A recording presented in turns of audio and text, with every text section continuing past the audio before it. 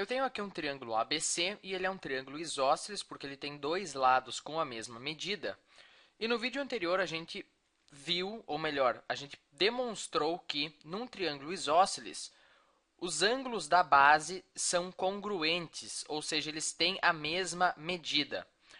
E como é que basicamente a gente demonstrou isso? Bom, a gente partiu aqui do vértice B e desenhamos uma bissetriz até o ponto D na base, o lado AC é a base do triângulo isósceles.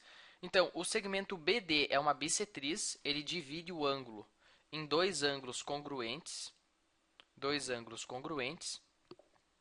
E nós também, então, acabamos dividindo o triângulo ABC em dois triângulos menores, o triângulo da esquerda, o ABD, e o triângulo da direita, o BDC.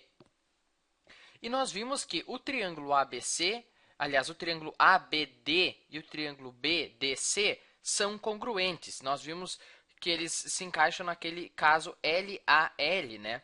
Eles têm, esse lado tem a mesma medida que esse lado, os dois triângulos compartilham um mesmo lado BD, e os ângulos formados por esses lados também têm a mesma medida, né? Esse ângulo tem a mesma medida que esse ângulo porque o segmento BD é uma bissetriz. Então, os dois triângulos são congruentes pelo caso LAL. Né? Nós vimos isso de forma mais clara e detalhada no vídeo anterior. Mas agora, então, se os dois triângulos são congruentes, significa que eles têm todas as medidas iguais, né? Então, é óbvio que esse ângulo aqui vai ser igual a esse ângulo aqui.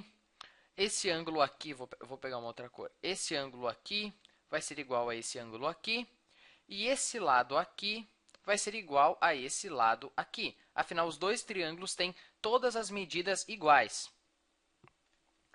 Então, vamos pensar assim. Bom, a gente desenhou uma bissetriz, a bissetriz BD, e além de ela repartir o ângulo em dois ângulos congruentes, o que acabou acontecendo aqui?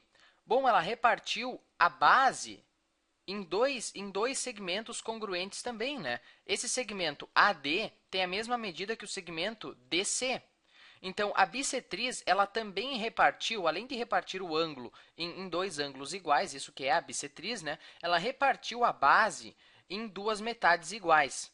Como é que eu chamo o segmento que parte de um vértice e vai até o lado oposto e reparte esse lado oposto em dois segmentos iguais? Bom, a gente chama de mediana, né? Nós já vimos num vídeo o que é mediana, bissetriz, altura, etc.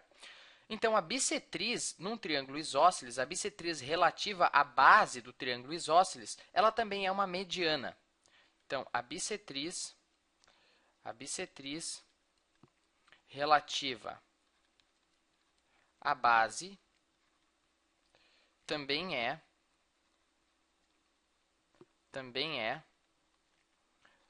uma mediana. Por que ela é uma mediana mesmo? Porque ela reparte a base em dois segmentos iguais. Além disso, se a gente somar esses dois ângulos rosa aqui, nós vamos chegar numa linha reta, né? Num ângulo de 180 graus. Esses dois ângulos têm a mesma medida porque os triângulos são congruentes. Quais são os ângulos que têm a mesma medida que, se a gente somar, vai dar 180 graus? Bom, só pode ser 90, né? 90 mais 90 dá 180. Então, esses dois ângulos aqui têm uma medida de 90 graus. Bom, como é que a gente chama o segmento que parte de um vértice e determina no lado oposto dois ângulos de 90 graus? Bom, a gente chama de altura. Então, a bissetriz, além de ser uma mediana, também é uma altura. Então, ela também é uma mediana e uma altura. A bissetriz relativa à base, né? E eu acho que esse A não vai crase, né? Mas se é relativo a algo... então vai crase, sim. É um pouco de português aqui no vídeo de matemática. Mas, enfim. Então, a bissetriz relativa à base, né? Não significa que a bissetriz aqui relativa ao outro, a um dos outros lados, seria mais ou menos esse segmento aqui. Essa bissetriz, a gente pode ver visualmente aqui que ela não é nem uma mediana e nem uma altura. Eu estou falando da bissetriz que é relativa à base. Esse lado aqui, que tem a medida diferente, é a base do triângulo isósceles. Então, é basicamente isso que eu queria mostrar nesse vídeo, né?